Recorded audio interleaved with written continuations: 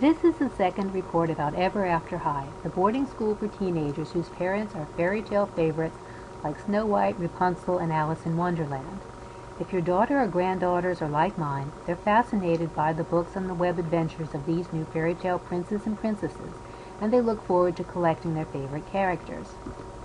We've already covered the royals, who are characters that are happy to accept their parents' destinies, whether that's living happily ever after or sleeping for 100 years. On the other side of the coin, we have the rebels, who are determined to make their own destinies, even if it means that they're going to destroy their stories and ultimately themselves. Rebel number one is Raven Queen, who understandably doesn't want to be bad like her mother, the evil queen.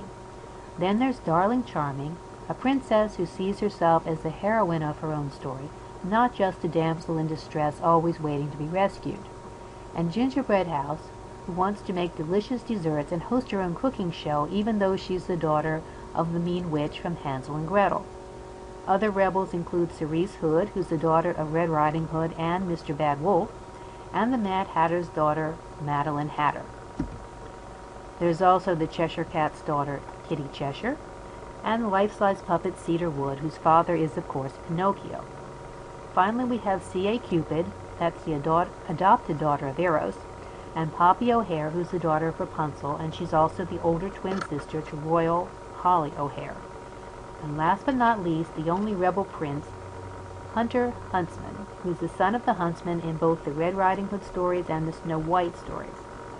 Honestly, most of my granddaughter's requests are for the rebel characters instead of the royals, because they feel that most of the rebel dolls look more cool instead of just being pretty, and because they can imagine better stories with them. The way my granddaughter Jessie said it, everyone knows how the Snow White fairy tale turns out in the original version, and it gets boring if you always have to play it the same way with Royal Applewhite. It's more fun to make believe if you can change the stories any way you want, like the rebels do. Besides the royals and rebels, there are also some supporting characters that you might come across as part of the Ever After High stories. Most of these aren't assigned as rebels or royals yet, although I guess that'll happen when their characters are more developed. These include narrator Brooke Page, Daring Charming, who's another of King Charming's children, which means he's the brother to the royal Dexter and the rebel Darling, and Humpty Dumpty's son Humphrey Dumpty, and finally the Frog Prince's son Hopper Croakington II.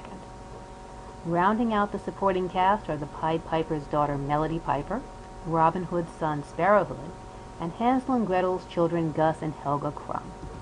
And that's a quick overview of the ever-changing world of Ever After High. Hope you enjoyed it.